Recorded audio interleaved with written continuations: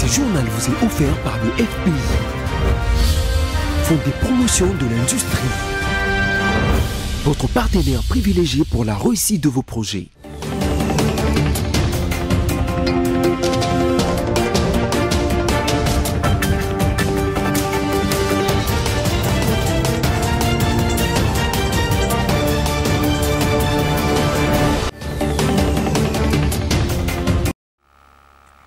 Madame, Monsieur, bonsoir et bienvenue à cette nouvelle session d'information sur BC Télévision à la une de l'actualité.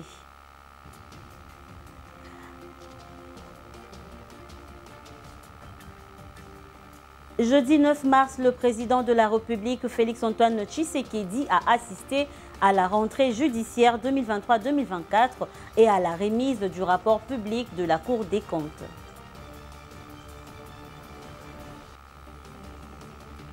Et puis poursuite de l'opération coup de poing lancée par le gouverneur de la ville Gentilly ce matin sur l'avenue Prince de Liège et ses environs en présence du vice-gouverneur Gérard Moulumba DJ Coco.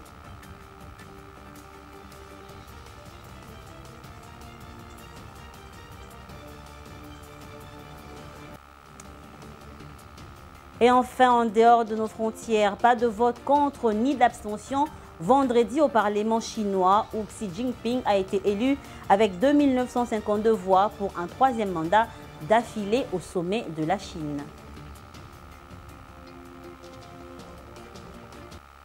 Et voilà tout pour les titres. Encore une fois, bonsoir et bienvenue. Si vous nous rejoignez, le président de la République, Félix-Antoine Tshisekedi, a assisté jeudi 9 mars 2023 à une double audience solennelle consacrée à la rentrée judiciaire 2023-2024 et à la remise du rapport public de cette institution supérieure de contrôle des finances publiques pour les exercices 2020-2021.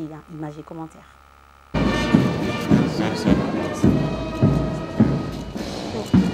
Tradition oblige, la cloche a sonné, donnant ainsi le go de la rentrée judiciaire 2023-2024 de la Cour des comptes. C'était ce jeudi lors d'une audience solennelle et publique dans la salle de banquet du Palais du Peuple. Magistrat suprême et garant du bon fonctionnement des institutions, le président de la République Félix-Antoine Tshisekedi Tshilombo est personnellement venu assister à cette cérémonie. Une présence qui traduit son engagement à l'amélioration de la gouvernance financière dans le pays. Conformément à son règlement intérieur, cette institution supérieure de contrôle des finances publiques a débuté la cérémonie par une mercuriale prononcée par le procureur général de la République. Elle était consacrée essentiellement sur l'historique, la présentation et les missions de la Cour des comptes. Une cour qui tire ses origines de l'époque coloniale et qui a connu de moments de léthargie avant d'être réhabilitée en juin dernier par le chef de l'État Félix-Antoine Tshisekedi Tshilombo, qui a renouvelé le personnel de cette institution et l'a doté de toutes les structures nécessaires à son fonctionnement. S'en est suivi les discours d'ouverture des assises du premier président de la Cour des comptes, Jimmy Munganga Ngwaka, qui a décortiqué le thème « La répression des fraudes et gestion, moyen efficace de lutte contre la corruption RDC », avant d'affirmer avoir relevé des fraudes et gestion dans l'exécution du budget exercice 2020-2021 et attend du chef du gouvernement des mesures correctives. La Cour des comptes a fustigé des irrégularités graves et récurrentes constituent des fautes de gestion relevées au cours de l'exécution du budget des exercices 2019, 2020 et 2021 dans le chef des membres du gouvernement. Il s'agit notamment du recours systématique à une procédure d'urgence non réglementée pour décaisser des fonds à la Banque centrale du Congo ainsi qu'au mécanisme de la mise à disposition des fonds pour des dépenses importantes et d'investissement. Il en est de même des dépassements budgétaires non justifiés ni couverts par une rectification du budget. Le premier président de la Cour a par ailleurs fait remarquer que les fautes de gestion les plus graves sont commises par les institutions du pays dont certains animateurs sont considérés comme des intouchables. En application de l'article 14 de sa loi organique, la Cour des comptes attend-elle jusqu'au 12 mars 2023 que le gouvernement lui communique les mesures correctives prises par lui. Et pour cela, la Cour des comptes a au regard de ses prérogatives la latitude de proposer à l'autorité hiérarchique ou des tutelles de prendre des mesures conservatoires comprenant une suspension, une destitution, un blocage des comptes bancaires, une interdiction de quitter les territoires et autres. Et dans la foulée, le premier président de la Cour a remis le rapport public de la Cour des comptes exercice 2020-2021 au président de la République, magistrat suprême, puis aux représentants du président du Parlement et au Premier ministre. À l'instar de l'Inspection générale des finances, la Cour des comptes entend contribuer à l'amélioration de la gouvernance financière et au respect des principes des redditions de comptes.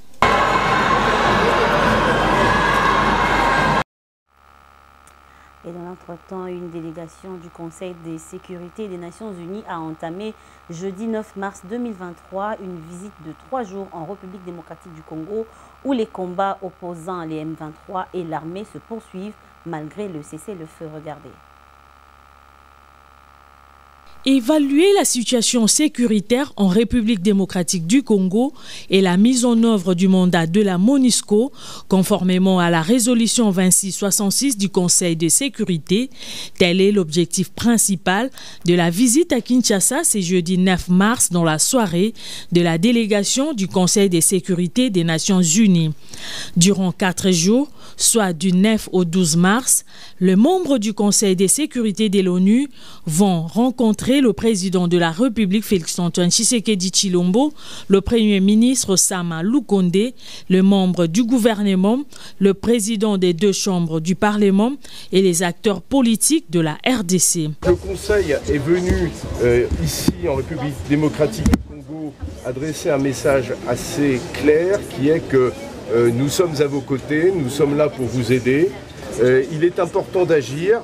Il est important que les groupes armés, quels qu'ils soient, cessent leurs activités, que tous participent au processus politique, que les groupes étrangers se retirent, que les groupes soutenus par l'étranger se retirent aussi, et que la paix revienne enfin en République démocratique du Congo. Nous sommes là pour nous enquérir de la magnitude de la situation et pouvoir mobiliser l'ensemble des partenariats pour une réponse à la mesure de la situation humanitaire. Conduite par l'ambassadeur de France Nicolas Desrivières et celui du Gabon Michel Blanc, cette délégation prévoit une visite à Goma. Ceci afin d'apprécier la situation sécuritaire et humanitaire dans les Nord Kivu. Une série de rencontres est également prévue avec les autorités provinciales et cette visite sera sanctionnée par une conférence de presse. À l'Assemblée nationale, ils sont venus pour travailler et ils ont commencé à travailler. Les experts du Conseil de sécurité des Nations Unies ont échangé ce vendredi 10 mars 2023 avec les présidents des 2 chambres du Parlement congolais. Je vous propose de l'écouter. Nous avons eu le privilège d'échanger de façon franche et productive avec la représentation nationale, avec Monsieur le Président de l'Assemblée nationale et les bureaux des 2 chambres du Parlement. Notre message a été extrêmement clair face à la situation sécuritaire, la situation humanitaire, à la situation qui prévaut au Congo, en RDC et surtout à l'est de la RDC, où notre message est clair, c'est que le Congo n'est pas seul. Le Conseil de sécurité est venu en RDC pour s'enquérir et discuter, échanger avec les autorités congolaises, les forces vives congolaises, la classe politique congolaise, de la façon d'apporter une réponse et des solutions claires aux différents défis qui se posent à la RDC. Et notre échange nous a permis d'avoir la perception de la représentation nationale. Fort de cette perception, nous allons continuer nos échanges et voir de façon plus claire comment apporter les réponses aux différentes situations. C'est exactement pourquoi nous sommes là. Les sanctions sont un levier d'action du Conseil de sécurité, mais d'autres leviers existent, la négociation. Mais surtout pour venir à l'action, nous devons pouvoir écouter, nous devons comprendre, nous devons toucher du doigt et surtout nous enquérir de l'ampleur de la situation. Nous sommes là parce que décider à New York est une chose, pouvoir toucher du doigt est une autre chose et nous sommes là pour pouvoir interagir avec l'ensemble des forces vives de la République démocratique du Congo. Je vous remercie.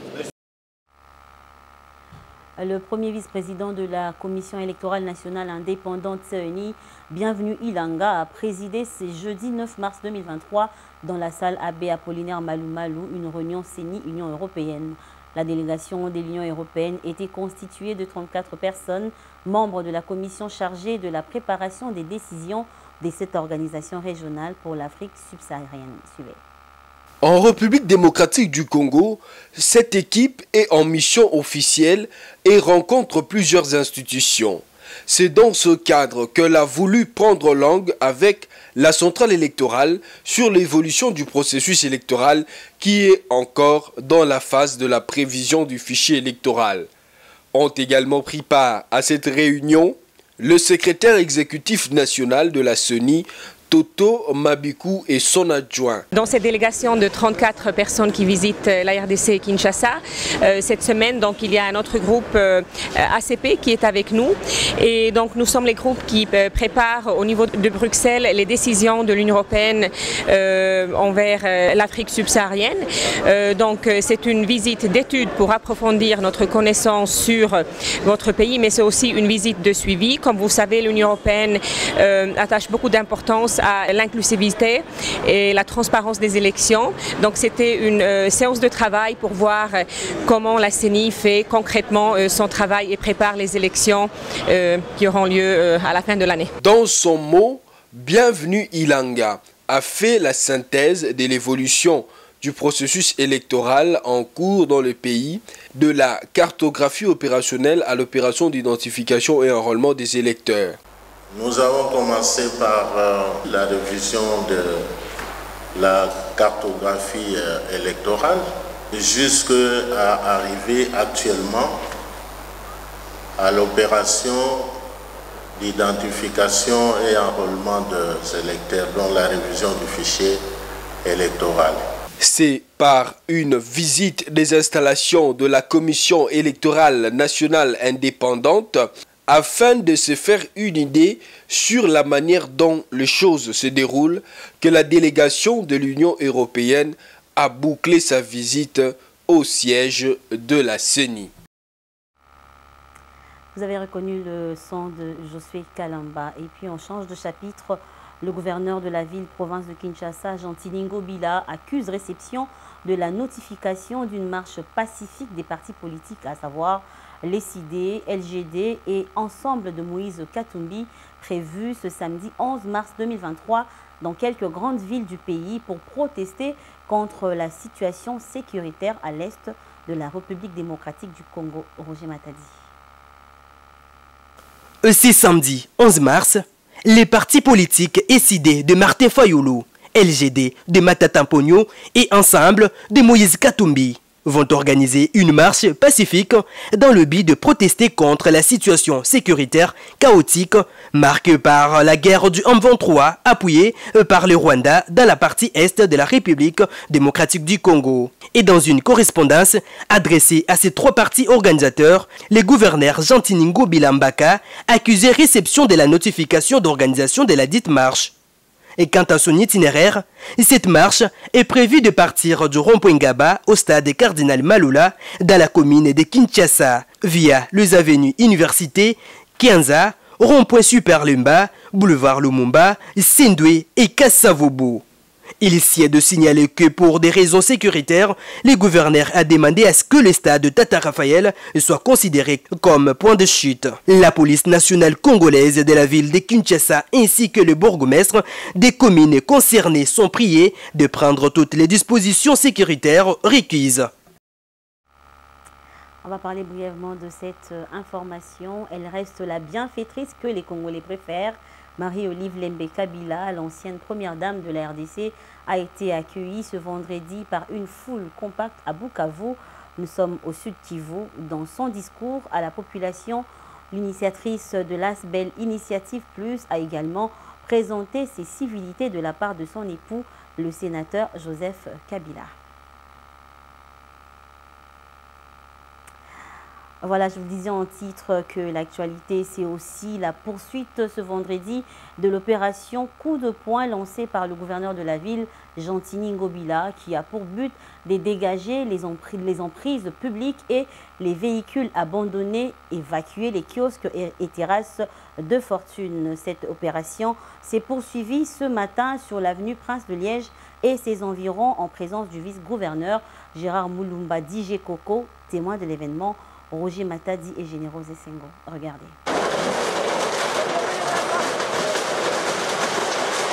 Et comme annoncé dans un communiqué officiel du 8 mars dernier, signé par le commissaire général de la ville de Kinshasa, Laetitia Benakabamba, l'opération Coup de poing s'est poursuivie ce vendredi 10 mars sur Chaumba et ses environs. Présent sur place, le vice-gouverneur Gérard Moulumba et l'équipe de Kinshasa Bopeto, sous l'initiative du gouverneur Jantini Ngobila Mbaka, qui agit conformément à sa vision d'assainir la ville de Kinshasa. Et cette opération constitue à dégager les emprises publiques, éradiquer le marché pirate, enlever les épaves et véhicules abandonnés, évacuer les kiosques et terrasses de fortune. Garage pirate selon Maître John, interrogé sur place. Bateau bakangi emprise à l'État, basala ba parking na bango privé, batie ba boutique na emprise à l'État. Population comme na difficulté, place à volekezate, population comme le kana makadam, place mituka ezoleka. Na mituka na ba moto na ba tunyo so na makadam parce que batongi na emprise à l'État o batie pour na ba piéton. Et quelques habitants interrogés s'est dit satisfaits et saluent la vision du gouverneur Jantini Ngobila Mbaka.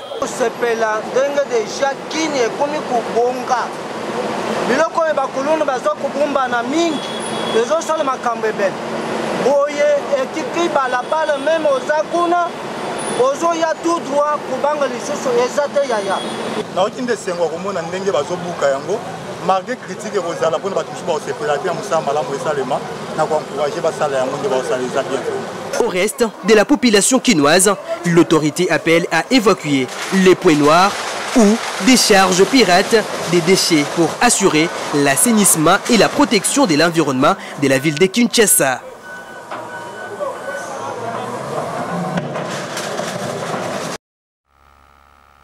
Et en dehors de nos frontières, plus de 7 morts dans une fusillade survenue jeudi soir dans un centre des témoins de Jéhovah de Hambourg en Allemagne. Cette fusillade visant un office des témoins de Jéhovah dont manifestement l'auteur probable serait un ancien de cette communauté. Roger Matadi nous en dit plus. Le bilan est désormais connu. La police allemande a fait état de 8 morts dans la fusillade survenue jeudi et qui a visé un office des témoins de Jéhovah, dont manifestement l'auteur probable de la tuerie.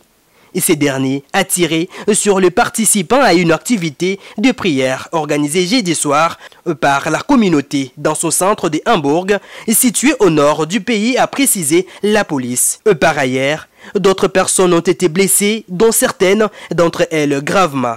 Selon d'autres sources, l'auteur présumé des coups de feu est un ancien membre de Témoins de Jéhovah âgé d'une trentaine d'années.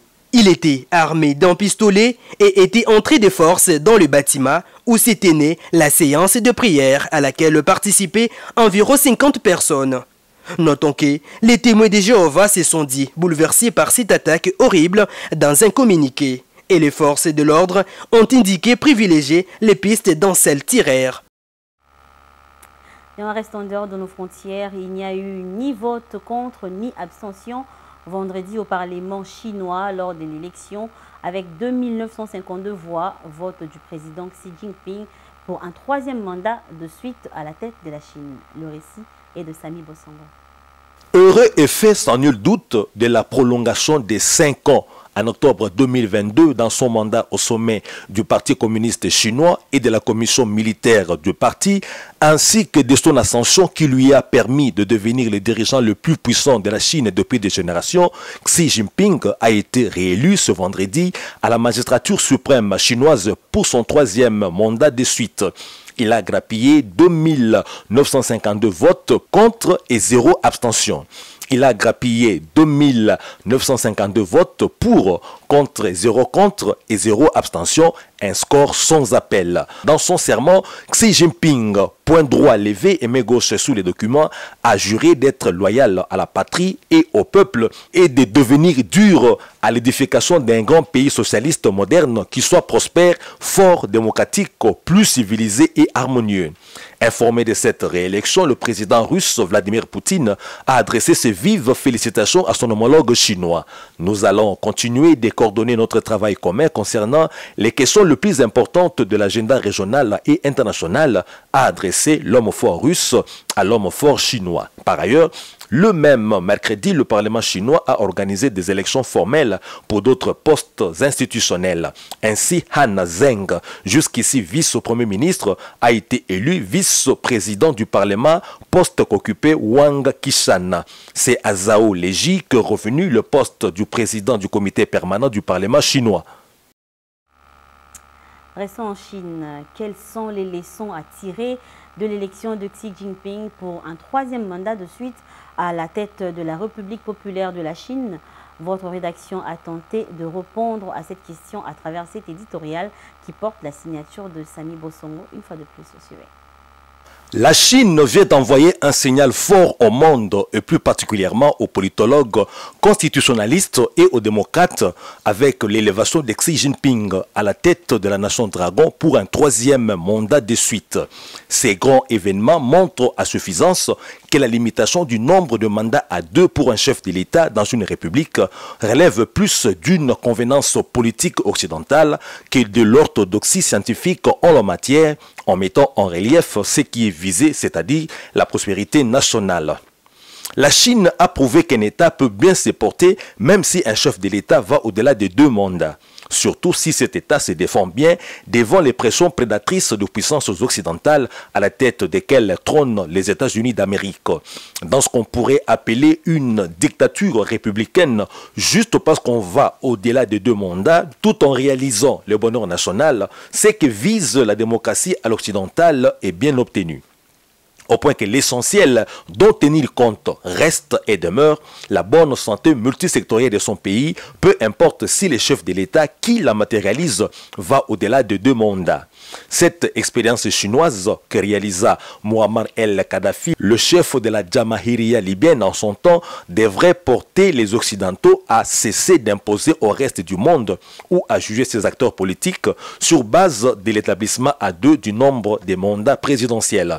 Un président mis sur l'orbite du pouvoir par les impérialistes occidentaux, un évincement des nationalistes civiques est une calamité pour un pays qui connaîtra du coup une rétrogradation ou une mainmise occidentale qui contrôlera sa vie multisectorielle au gré des visées et intérêts occidentaux. Aux Africains en général et aux Congolais en particulier d'apprendre à partir de l'expérience chinoise.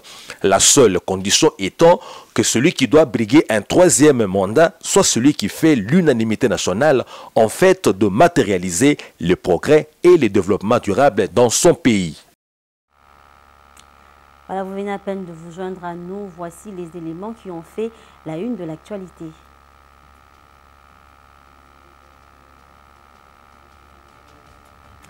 Le jeudi 9 mars, le président de la République, Félix-Antoine Tshisekedi, a assisté à la rentrée judiciaire 2023-2024 et à la remise du rapport public de la Cour des comptes.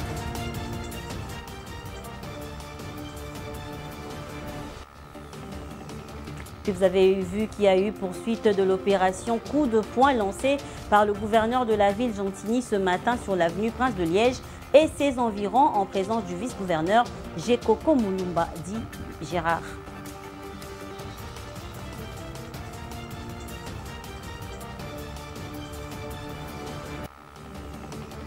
Et enfin, pas de vote contre ni d'abstention vendredi au Parlement chinois où Xi Jinping a été élu avec 2952 voix pour un 3e mandat d'affilée au sommet de la Chine. Et voilà, c'est ainsi que se referme cette édition. Un grand merci à vous, nos fidèles téléspectateurs, pour votre fidélité. Restez avec nous sur votre chaîne car le programme continue. Certes, les choses sont dures, mais vous ne lâchez rien. Au revoir et à très bientôt.